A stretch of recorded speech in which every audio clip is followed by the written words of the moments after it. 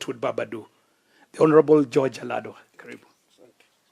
Asante Mheshimiwa KJ, dada yangu Mama Ida, daktari, pamoja na wajumbe wote wale tumekuja hapa siku ya leo. Kwanza ni kumshukuru Mungu kwa mwaka mpya na kwa siku ya leo ambayo tumepata mwaliko kuja kusikia hotuba ya mama yetu ambaye ametuhutubia leo. Nataka kumshukuru kwa hiyo hotuba. Ametuhimiza kama wanachama wa ODM tukae chini tuzungumze mambo yetu vile baba angetaka tukue, na hiyo ni jambo la maana sana. Kama wanachama tuyabebe vizuri. Mheshimiwa Raila alikuwa mjumbe wa Nairobi, na ndio kwa sababu tuko hapa kumuenzi na kusema tulipoteza kiongozi wa maana katika taifa letu la Kenya, katika East Africa na Africa na ulimwengu mzima. Hatujapona, lakini namshukuru Mungu kwa kutupa hiyo neema ya kusonga mpaka wakati huu.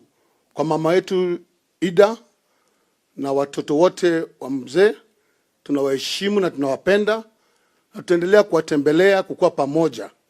Tuliposikia unakuwa hapa na hotuba siku ya leo, tukaona ni vyema tuje hapa tusimame na wewe. Na sisi kwa niaba ya chama chetu cha ODM hapa Nairobi ambapo baba alikuwa mjumbe, tunataka kusema asante sana kwa baba, kwa sababu kama si support yake sisi wajumbe wengi wa ODM atungekuwa bungeni na tungekuwa katika MCA seats na tungekuwa katika viti za juu za county. Katika 100% ya support katika uchaguzi wote umepita, 95% ilikuwa ni ya baba, 5% ilikuwa ya chama, na hiyo ndio ukweli. Kwa hivyo tunashukuru sana jamii ya mzee Raila Amolo Odinga kwa kutushikilia na muendelee kutushikilia. Katibu mkuu wa chama ako hapa na atazungumza, lakini mimi ningetaka tukurudia tena yale mambo mama mmesema. Kama tuna magombano yetu tugombane ndani ya nyumba. Kila mtu ana maoni tofauti kwa chama ya kuzungumza, lakini tuzungumze ndani ya chama na ndani ya zile organs zetu za chama.